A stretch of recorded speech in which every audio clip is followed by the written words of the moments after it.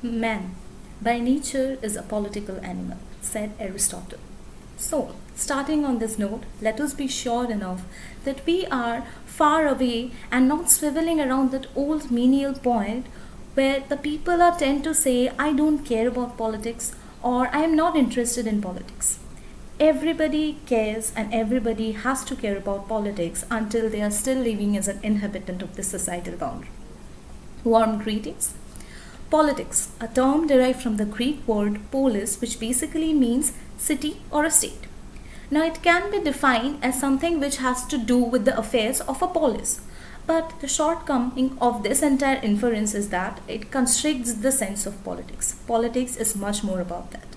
Politics is much more about what goes into an polis, what goes into any organizational framework, the government machinery, powers, and our rights.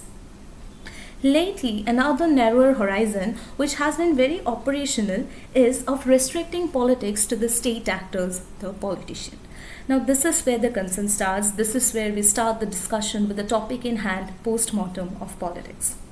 Public leader or political leaders had always been considered to be the pinnacle or a critical aspect of the entire band of politics. But nevertheless, they were to be considered as the torch bearer of politics. Nevertheless, they were to be considered so important and so instrumental in this entire band of politics as they are being seen now. Today, we see politicians who are armored and who are trying to promulgate their own personal beliefs and ideologies in the form of a social structure, in the form of a democratic structure, the political parties. Now, what is happening today is this pejorative image for the politics is linked to the affairs between the state and the politics today. We are seeing politicians who are armored by their personal beliefs behind the rhetoric of serving the public, behind the rhetoric of public representation. Now, this can be very well accredited to the texts of Niccolo Machiavelli, where he points out the cruelty, the meniality, and the manipulative nature of the politicians. There was a time when there was a vast major boundary between a public sphere and a private sphere, and politics had all to do with this public sphere.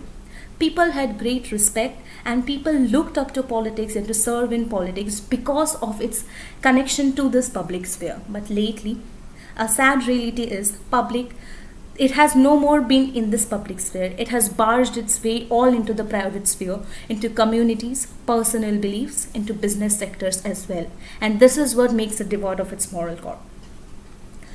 Now, when we talk about politics and a nature it was looked upon and the way it is today, we have to understand a very important thing. Politics has lost its ethical values.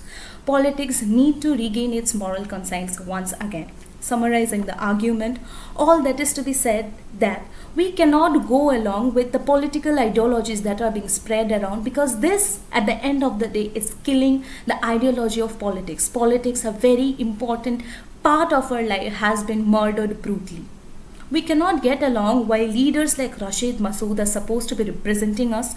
We cannot get along while leaders like Sadhvi Pragya are supposed to be the voice of a people's democracy.